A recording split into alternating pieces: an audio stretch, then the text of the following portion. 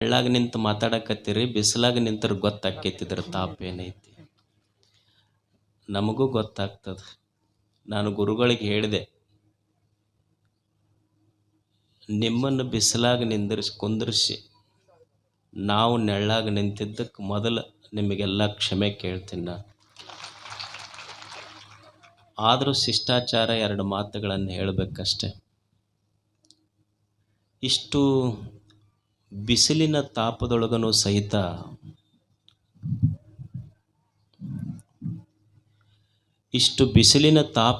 ಸಹಿತ ಎರಡು ಶಾಂತಿಯ ಮಾತುಗಳನ್ನು ಕೇಳಬೇಕಂತ ಕುಂತಿರಲ್ಲ. ದೇವರಂದ್ರೆ ಎಲ್ಲಿ ಹೊರಗಿಲ್ಲ. ಈ ತಾಪದೊಳಗೂ ಸಹಿತ ಇಷ್ಟು ಹಸನ್ನ ಮುಖ ಇದೆ ಇಲ್ಲ, ಈ ಮುಖದ ಮೇಲಿನ ಕಳೆನೇ ನಿಜವಾದ ದೇವರು. ಇದನ್ನು ಬಿಟ್ಟರೆ ಎಲ್ಲಿ ದೇವರಿಲ್ಲ. ನಿಮ್ಮನ್ನು ನೋಡಿದ್ರೆ ಅಷ್ಟೇ ಸಂತೋಷ. ತಮಗೂ ಸಹಿತ ಶರಣಾರ್ಥಿಗಳನ್ನು ಸಮರ್ಪಿಸಿ, ಮನುಷ್ಯ ಅನಾದಿ ಕಾಲದಿಂದಲೂ ಸಹಿತ ನಮ್ಮಲ್ಲಿ ಒಂದು ಜಿಜ್ಞಾಸೆ ಇದೆ. ಏನು ಜಿಜ್ಞಾಸೆ ಅಂದರೆ, ದೇವನನ್ನು ಅರಿಯಬೇಕು, ಅನುಭವಿಸಬೇಕು, ಆನಂದಿಸಬೇಕು, ಆರಾಧಿಸಬೇಕು. ಸತ್ಯ ದೇವನನ್ನು ಜೀವನದ ಪರಮ ಉದ್ದೇಶ ಅಂದ್ರೆ ಸತ್ಯ ದೇವನನ್ನು ಅರಿಯಬೇಕು, ಅನುಭವಿಸಬೇಕು, ಆನಂದಿಸಬೇಕು, ಆರಾಧಿಸಬೇಕು. ಆನಂದದ ಆರಾಧನೆಯೇ ನಿಜವಾದ ಜೀವನ. ಜೀವನ ಅಂದ್ರೆ ಏನಲ್ಲ, ಆನಂದದ ಆರಾಧನೆ ಇದು. ಜೀವನದೊಳಗೆ ಆನಂದ ತುಂಬುತ್ತು ಅಂದ್ರೆ ಅದೇ ಆರಾಧನೆ. ಅದು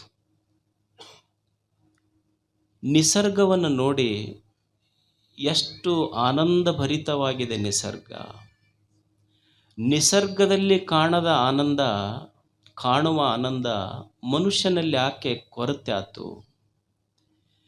ನೀವು ದನ ಕಟ್ತೀರಿ ಮನ್ಯಾಗ, ದನಕ್ಕೆ ಏನು ಹಾಕಿರಿ ಅಂದ್ರೆ ನೀವು ಕಬ್ಬಿನ ರೌದಿ ಸೊಪ್ಪಿ ಒಯ್ದು ನಿಮ್ಮ ದನಕ್ಕೆ ಹಾಕಿರಿ. ಅದಕ್ಕೇನು ಹಾಕಿಲ್ಲ, ಕಬ್ಬು ಸಹಿತ ಹಾಕಿಲ್ಲ, ಬರೇ ರೌದಿ. ನೀವು ಹಾಕಿದ ಕಸ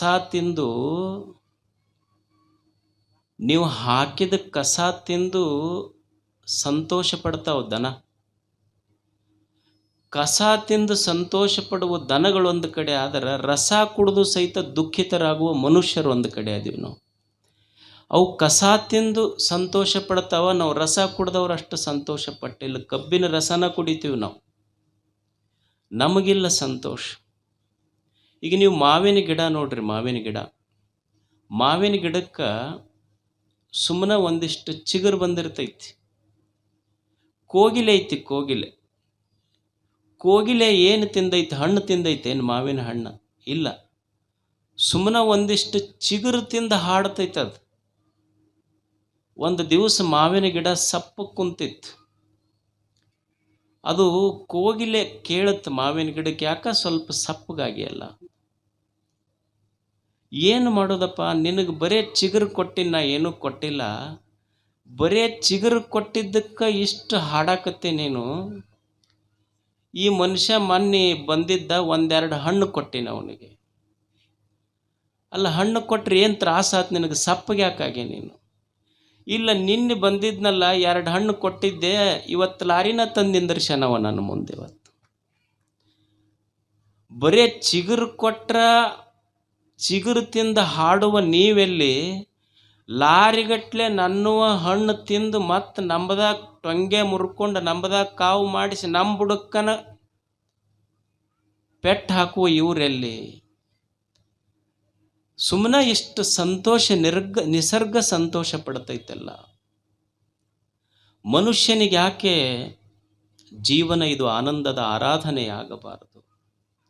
ನಿಸರ್ಗ ಏನೂ ಇಲ್ಲ, ಸಣ್ಣ ಸಣ್ಣ ವಿಷಯಗಳಲ್ಲಿ ಸಂತೋಷ ಪಡ್ತದೆ.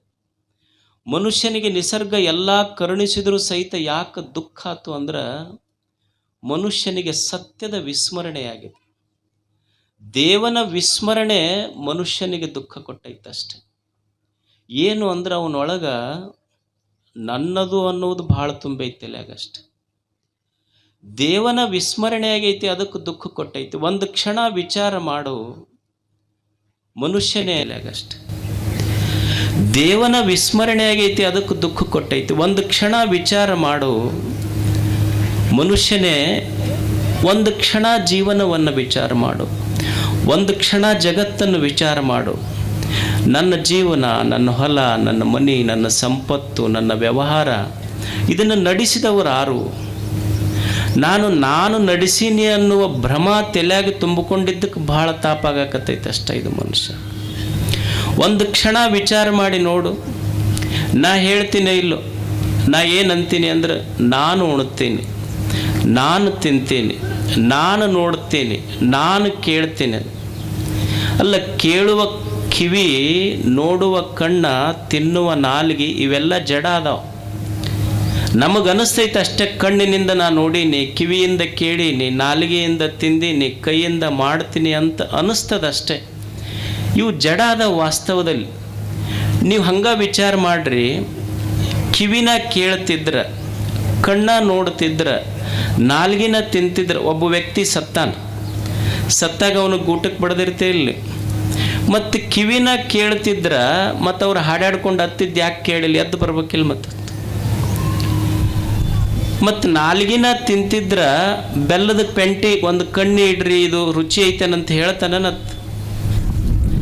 ಇಲ್ಲ, ಕಣ್ಣಿನಿಂದ ಕಣ್ಣ ನೋಡ್ತಿದ್ರ ಅವ್ರ ಮನ್ಯಾಗ ಹೆಣ್ಮಕ್ಳು ಹಾಡಾಡ್ಕೊಂಡು ಅಳ್ತಿರ್ತಾರಿಲ್ಲ. ಅವ್ರು ಯಾರೋ ಅವ್ರ ಸ್ನೇಹಿತರು ಬಂದಿರ್ತಾರ, ಒಂದು ಸರ ತೊಗೊಂಡು ಬಂದಿರ್ತಾರ. ನೋಡಿ, ನೀವಿಬ್ಬರು ಬಿಟ್ಟು ಆಗಲೇ ಇರ್ತಿದ್ದಿಲ್ಲ. ಇವತ್ತು ನಿಮ್ಮ ಸ್ನೇಹಿತ ಬಂದಾನೆ, ನಿಮ್ಮ ಪ್ರಾಣ ಸ್ನೇಹಿತ ಬಂದ, ನೋಡ್ರಿ ಕಣ್ಣರ ತೆಗೀರಿ ಅಂತ ಅವ್ರು ಹೆಣ್ಮಕ್ಳು ಹಾಡಾಡ್ಕೊಂಡು ಅಳಾಗ ಕುಂತ ಹೆಣ ಅಕಸ್ಮಾತ್ ಕಣ್ಣು ತೆಗೀತು ಅಂದ್ರೆ ಇವರಿಬ್ಬರು ಕಣ್ಣು ಮುಚ್ಚಬೇಕಾಗತ್ತವ. ಅಂದ್ರೆ ಕಣ್ಣು ನೋಡಿಲ್ಲ, ಕಿವಿ ಕೇಳಿಲ್ಲ. ಕಣ್ಣಿನ ಮುಖಾಂತರ ನೋಡಿವಿ, ಕಿವಿಯ ಮುಖಾಂತರ ಕೇಳಿವಿ, ನಾಲಿಗೆ ಮುಖಾಂತರ ರುಚಿಸಿವಿ.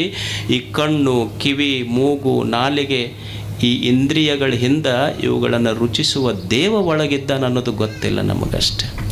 ಒಳಗೆ ದೇಹ ಹೋದ್ರೆ ದೇಹ ಹೆಣ ಅಷ್ಟೇ, ಇದರೊಳಗೇನೂ ಇಲ್ಲ.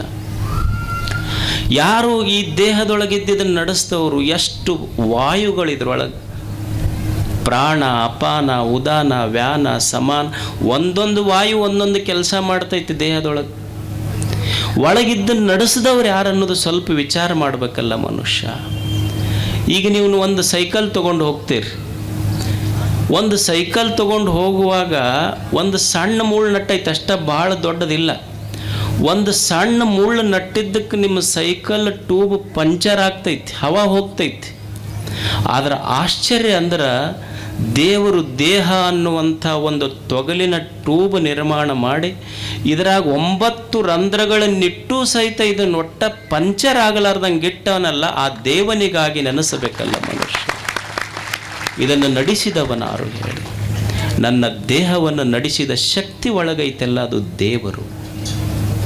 ಅಂಥ ದೇವನನ್ನು ಮನುಷ್ಯ ಅರಿಯಬೇಕು, ಅನುಭವಿಸಬೇಕು, ಆನಂದಿಸಬೇಕು, ಆರಾಧಿಸಬೇಕು.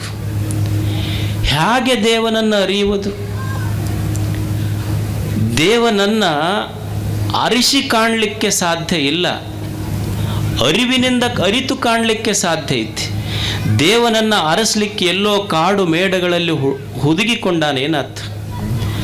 ದೇವನನ್ನು ಅರಸಿ ಕಾಣಲಿಕ್ಕೆ ಸಾಧ್ಯ ಇಲ್ಲ, ಅರಿತು ಕಾಣಬೇಕಷ್ಟೆ. ಹೇಗೆ ಕಾಣುವುದು ದೇವನನ್ನು? ಎಲ್ಲರ ಹಂಬಲ ಇದೆ, ಎಲ್ಲ ಒಂದು ದೇವ ಸತ್ಯವನ್ನು ನಾವು ಅರಿಬೇಕು, ನೋಡಬೇಕು, ಕಾಣಬೇಕು ಅನ್ನೋದು. ಹೇಗೆ ದೇವನನ್ನು ಅರಿಯುವುದು? ಈಗ ನೀವು ಒಂದು ಮೈಕ್ ಐತಿದೆ, ಈ ಮೈಕ್ ಇದು ಕಾಣ್ತೈತಿ ನಮ್ಮ ಕಣ್ಣಿಗೆ, ನೋಡ್ತೀವಿ ಇದು ಮೈಕ್ ಅಂತ ಹೇಳ್ತೀವಿ ನಾವು. ದೇವ್ರು ಹಿಂಗೇನರ ಕಣ್ಣಿಗೆ ಕಂಡಾನೆ. ಈಗೊಂದು ಟೇಬಲ್ ಐತಿ ಅಂತ ನಾವು ಹೇಳ್ತೀವಿ, ಕಾಣ್ತೈತಿ ಇದು. ದೇವ್ರು ಹಿಂಗೇನಾದರೂ ನಮ್ಮ ಕಣ್ಣಿಗೆ ಕಂಡಾನೇನು ಅಂದ್ರೆ ದೃಶ್ಯ ಅಲ್ಲ, ಆತ ದೃಶ್ಯ ವಿಲಕ್ಷಣ ದೇವರು, ನಿರಾಕಾರ ದೇವರು. ಅದಕ್ಕೆ ನಿರಾಕಾರ ದೇವನನ್ನು ನಮ್ಮ ಋಷಿಗಳು ಹೆಂಗೆ ವರ್ಣಿಸಿದ್ರು ಅಂದ್ರೆ, ಆ ದೇವನಿಗೆ ಸತ್ ಅಂತ ಕರೆದ್ರು. ದೇವನಿಗೆ ಹೆಂಗೆ ಪರಿಚಯ ಮಾಡಿಕೊಟ್ರು ಅಂದ್ರೆ ಸತ್ ಅಂದ್ರೆ ಅವರು. ಸತ್ ಇದರ ಅರ್ಥ ಯಾವಾಗಲೂ ಇರುವಂಥದ್ದು ಅಂತ. ಮೂರೂ ಕಾಲದಲ್ಲಿರುವಂಥದ್ದು. ಈಗ ಒಂದು ಹೂವು ಐತಿ, ಈಗ ನೀವು ಹೂವು ನೋಡಿದ್ರಿ ಅಂದ್ರೆ ಹೂವು ನಿನ್ನೆ ಇಲ್ಲ, ಇವತ್ತಷ್ಟು ಕಾಣಕತ್ತೈತಿ, ನಾಳೆ ಇರೋದಿಲ್ಲ. ಅಂದ್ರೆ ಒಂದು ಹೂವಿನ ಇರುವಿಕೆ ಎರಡು ಇಲ್ಲಗಳ ನಡುವಿನ ಇರುವಿಕೆ. ಅದು ನಿನ್ನಿಲ್ಲ, ನಾಳಿಲ್ಲ, ಇವತ್ತಷ್ಟು ಕಾಣಕತ್ತೈತಿ ಅಷ್ಟೇ. ಇದು ಸತ್ತಲ್ಲ, ಇದು ಮಿಥ್ಯೆ ಅಷ್ಟೇ. ಇದು ಆದರೆ ದೇವ ಹಂಗಲ್ಲ, ನಿನ್ನಿಲ್ಲ ಇವತ್ತದನ ನಾಳೆ ಇಲ್ಲ ಅಂತಲ್ಲ. ಎಲ್ಲ ಕಾಲದೊಳಗೂ ಹಿಂದೂ ಇದ್ದ, ಈಗೂ ಇರ್ತಾನ, ಮುಂದೂ ಇರ್ತಾನ. ಯಾವಾಗಲೂ ಯಾವುದು ಇರ್ತದಲ್ಲ ಅದಕ್ಕೆ ಸತ್ ಅಂತ ಕರೀತಾರೆ. ಅದಕ್ಕೆ ದೇವರು ನೀವು ಅನ್ಬೋದು. ಮತ್ತು ಭಾಳಷ್ಟು ದಾರ್ಶನಿಕರಂತಾರೆ ಮತ್ತು ಎಲ್ಲ ಕಾಲಕ್ಕೆ ಇರೋದ ದೇವ್ರಂತಂದ್ರೆ ಬಯಲೈತಿ, ಆಕಾಶ ಐತಿ, ದಿಕ್ಕ, ಕಾಲ ಮತ್ತು ಇವೆಲ್ಲ ಮಣ್ಣ, ಕಲ್ಲ, ಗುಡ್ಡ ಇವು ಎಷ್ಟು ವರ್ಷದಿಂದ ಅದಾವಲ್ಲ, ಇದಕ್ಕೂ ದೇವ್ರು ಅನ್ಬೇಕ್ರಿ ಅಂತಂದ್ರೆ ಇದು ದೇವ್ರು ಅನ್ಲಿಕ್ಕಾಗೋದಿಲ್ಲ. ಯಾಕಂದ್ರೆ ಇದು ಜಡ ಐತಿ. ಅಂದ್ರೆ ಇದಕ್ಕೆ ತನ್ನ ಜ್ಞಾನನೂ ಇಲ್ಲ. ಇದು ಒಂದು ಟೇಬಲ್ ಐತಲ್ಲ, ಇದಕ್ಕೆ ತನ್ನ ಜ್ಞಾನನೂ ಇಲ್ಲ, ಇನ್ನೊಬ್ಬರ ಜ್ಞಾನನೂ ಇಲ್ಲ. ಅದಕ್ಕೆ ಅದು ಜಡ ಐತೆ, ಅದು ಅಷ್ಟೇ. ತನ್ನ ಜ್ಞಾನವೂ ಇಲ್ಲ, ಇನ್ನೊಬ್ಬರ ಜ್ಞಾನವೂ ಇಲ್ಲ. ಮತ್ತು ದೇವರು ಸತ್ ಅಂತ ನೀವು ಅಂದ್ರಿ ಅಂದ್ರೆ ಮತ್ತೆ ಟೇಬಲ್ ಕಲ್ಲು ಇದ್ದಂಗೆ ಆಯ್ತಲ್ಲ. ಅದಕ್ಕೆ ಇನ್ನೊಂದು ಲಕ್ಷಣ ಹೇಳಿದೆ, ಬರೇ ಸತ್ತಲ್ಲ, ಅವ ಚಿತ್ ಅಂತ ಕರೆದ್ರು. ಚಿತ್ ಇದರ ಅರ್ಥ ಬೆಳಗುವಿಕೆ, ಅರಿಸಿಕೊಳ್ಳುವಿಕೆ. ನೀವು ಅನ್ಬೋದು ಮತ್ತು ಬೆಳಗುವಿಕೆ ದೇವರಂದ್ರೆ ಸೂರ್ಯ ಬೆಳಗುತ್ತಾನಲ್ರಿ ಅನ್ಬೋದು. ಯಾವುದಕ್ಕೆ ಚಿತ್ ಅಂತ ಕರೆದ್ರು ಅಂದ್ರೆ, ಈಗ ನೀವು ನೋಡಿ, ನಿಮ್ಮ ಮನ್ಯಾಗ ಒಂದು ಲೈಟ್ ಹಾಕ್ತೀರಿ, ಅದು ಎಲ್ಲಿಂದ ಬಂದೈತಿ ಅಂದ್ರೆ ಮ್ಯಾಲೆ ಸೋಲಾರ್ ಪ್ಯಾನಲ್ನಿಂದ ಬಂದಿರ್ತೈತಿ. ಸೋಲಾರ್ ಪ್ಯಾನಲ್ಲಿಗೆ ಎಲ್ಲಿಂದ ಬಂದೈತಿ ಎನರ್ಜಿ ಅಂದ್ರೆ ಸೂರ್ಯನಿಂದ ಬಂದಿರ್ತೈತಿ. ಸೂರ್ಯ ನಿಮ್ಮ ಮನೆ ಬೆಳಕಿಗೆ ಸೋಲಾರ್ ಪ್ಯಾನಲ್ನಿಂದ ಬಂತು, ಸೋಲಾರ್ ಪ್ಯಾನಲ್ಲಿಗೆ ಸೂರ್ಯನಿಂದ ಬಂತು. ಸೂರ್ಯನನ್ನು ಬೆಳಗಿದವನು ಯಾವನದನಲ್ಲ ಅವನು ಚಿತ್ ಅಂತ ಕರೀತಾರೆ. ಅವನಿಗೆ ದೇವರು. ಸೂರ್ಯ, ಚಂದ್ರ, ನಕ್ಷತ್ರಗಳೊಳಗೆ ಬೆಳಕು ತುಂಬಿಟ್ಟಾನಲ್ಲ ಅವನು ದೇವರು. ಚಿತ್ ಅಂದ್ರೆ ಯಾವುದು ಪ್ರಕಾಶಗೊಳಿಸ್ತೈತಿ ಅದು ದೇವರು. ಚಿತ್ ಅಂದ್ರೆ ದೇವರು, ಸತ್ ಅಂದ್ರೆ ದೇವರು. ಚಿತ್ ಅಂದ್ರೇನು? ದೇವರು. ಚಿತ್ ವಿಲಾಸ ಅಂತ ಕೇಳಿರಿ ನೀವು ಶಬ್ದ. ಚಿತ್ ವಿಲಾಸ ಅಂದ್ರೆ ಈ ಜಗತ್ತೇನಿದೆ ಇದು ದೇವನ ಲೀಲೆ ಅಂತ ಅರ್ಥ. ಇದಕ್ಕೆ ಚಿತ್ ವಿಲಾಸ ಅಂತ ಕರೀತಾರೆ. ಚಿತ್ ಪ್ರಕಾಶ ಅಂತ ಕರೀತಾರೆ. ಇದು ದೇವನ ಬೆಳಕು ಅಂತ. ಇನ್ನೊಂದು ಶಬ್ದ ಐತಿ ಚಿತ್ ಶಕ್ತಿ ಅಂತ. ಚಿತ್ ಶಕ್ತಿ ಅಂದ್ರೆ ವಿಜ್ಞಾನಿಗಳು ಏನು ಹೇಳ್ತಾರೆ ಅಂದ್ರೆ, ಇಲ್ಲಿ there is no matter, there is only energy. ಇಲ್ಲಿರುವುದು ವಸ್ತುಗಳೆಲ್ಲ, ಇರುವುದು ಬರೇ ಶಕ್ತಿ ಅಂತ. ಚಿತ್ ಶಕ್ತಿ. ಚಿತ್ ಶಕ್ತಿ ಅಂದ್ರೆ ಇರುವುದೆಲ್ಲವೂ ದೇವನ ಶಕ್ತಿ. ಚಿತ್ ಶಕ್ತಿ ಅಂತ ಕರೀತಾರೆ ಅದಕ್ಕೆ. ಚಿತ್ ಶಕ್ತಿ. ಚಿತ್ ಶಕ್ತಿಗೆ ಚಿತ್ ಶಕ್ತಿ ಅಂತ ಕರೀತಾರೆ.